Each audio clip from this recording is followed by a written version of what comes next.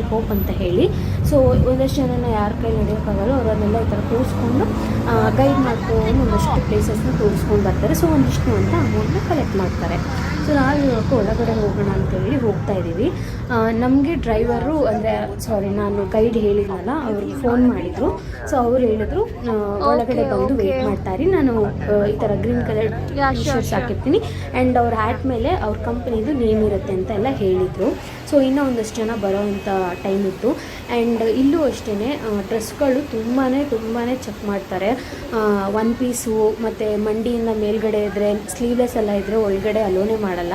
ಅಕಸ್ಮಾತಾಗಿ ನೀವು ಹೋಗಲೇಬೇಕು ಅಂತ ಅಂದರೆ ಅಲ್ಲಿ ಇರೋವಂಥ ಬಟ್ಟೆಗಳನ್ನ ಬೈ ಮಾಡಿ ಅದನ್ನು ಹಾಕ್ಕೊಂಡೇ ಹೋಗಬೇಕು. ಸೊ ನಾವು ಅಲ್ಲಿ ವೆಯ್ಟ್ ಮಾಡ್ತಾ ಇದ್ರಲ್ಲ, ತುಂಬ ಧಗೆ ಆಗ್ತಿತ್ತು. ಅಂದರೆ ಬಿಸಿಲು ಅಂದರೆ ಆ ಥರ ಕಾಣೋ ಥರ ಬಿಸಿಲಿಲ್ಲ, ಬಟ್ ತುಂಬಾ ಶೆಕೆ ಆಗ್ತಿತ್ತು.